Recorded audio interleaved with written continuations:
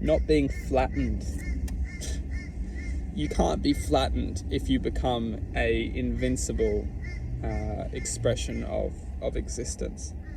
When we become the infinite expression of existence, no matter what flattens us or attempts to destroy us, we essentially vibrate or resonate to that expression within this moment.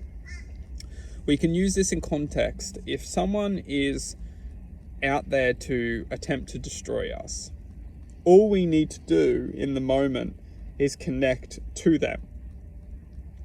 What this does is essentially they want us to connect to them. But what they want is that they want us to connect to them without our willing, without our consent. Because if we don't want to be affected by someone, we get angry at them because we don't want to be affected by them. And by getting angry at them, we lose our ability to consent the willingness or the ability to love them. Because as soon as we be infected, we essentially lose control. We all know this.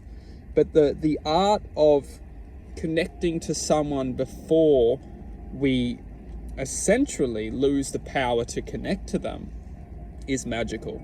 Because when we can connect to someone and we can feel their frequency, we understand very quickly what their intention is. They're being essentially narcissistic fools.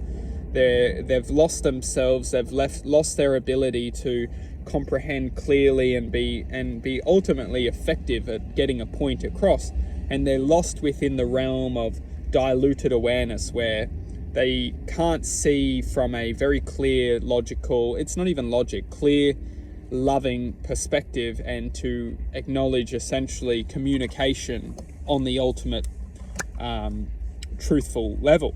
They've lost that ability. They've been confused. They've been altered within their spectrum of awareness, which is ultimately leading them to be narcissistic fools, essentially.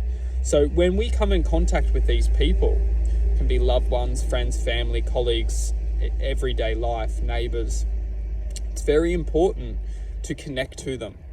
Because once we connect to them, we are connected. We can't be affected by them. Now, this is where the magic happens, is because when we can connect to them, we can feel them, we can actually love them and accept them for who they are. We don't need to connect to them for long, but we just connect to them in that present moment. Because in that present moment, by connecting to them, we can't be... if you hold someone's hand really, really tight, they can't take you down the road of destruction because you won't let them. You're holding on to them in that moment and using your strength, using your power, using our strength, using our power. We can say, hang on a second, no, this is the truth. This is reality. And no matter what happens in that moment, no matter how much you can't convince them, no matter how egotistical they get, something magical happens. They can't take you down the path of destruction because you can hang on to them and you can say, no, this is the truth, this is the reality, which it very much may be because you feel the truth in that moment. They might just feel the truth is they feel their truth in that moment, although their